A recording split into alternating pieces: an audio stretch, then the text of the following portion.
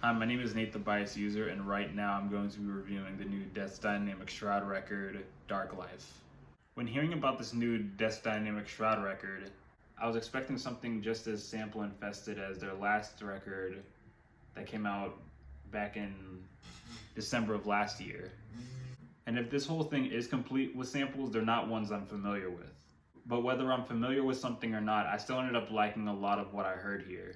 The intro stay was a big 5-minute awakening that gets loud in less than a minute, with storming but pleasant hitting drums, topped with catchy high-pitched vocals that I can't get or even want out of my head.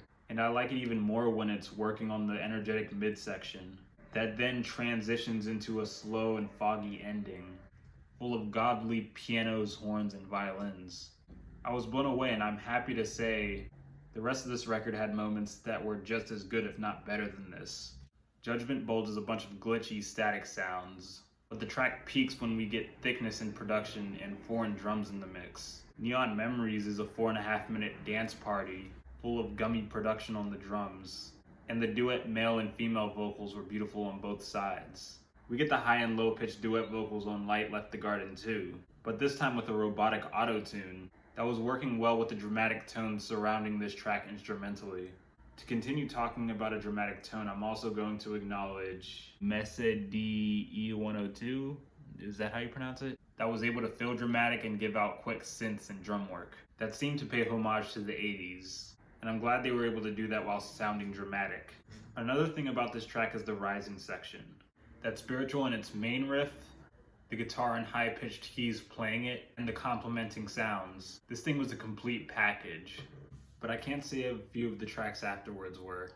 The start of After Third Heaven had spaced out synth work and vocals that made the moment feel more skeletal and flavorless than most of this album.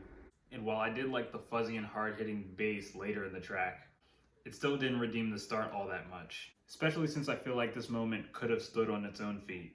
Then there's I Just Wanted to Know Love, a rhythmless, foggy passage that might be good to meditate to, but I feel like it could have built up into something more exciting.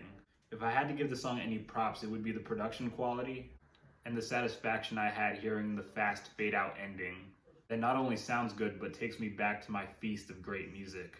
The synths on Fade Persona were sparkling all the way, and had enthusiastic direction backed up well by the spacey and heavy drum. Where Does It Come From was a rhythmless cut that actually worked this time around, most likely due to the more clear vocals and instrumentation that all served the purpose and impacted each other. Perfect Angel had the potential of being a flop because of its start, full of bassy glitch sounds that weren't bad, but didn't blow me away all that much. But once the glitch sounds start to hit fast into a blurry passage, the payoff starts to begin, and peaks when pianos come in playing a Paradise-like riff. I would have been fine if the album ended here, but I guess that's easy for me to say since the closer Dark Matter didn't hurt, but pales in comparison to other material here. There were a few tracks on Darklife I wasn't a big fan of, but the vast majority of the tracks were great. And I'm just happy Death Dynamic Shroud was able to give a large amount of quality material in such a short amount of time from their last album. I'm going to give this album a 7.8 out of 10.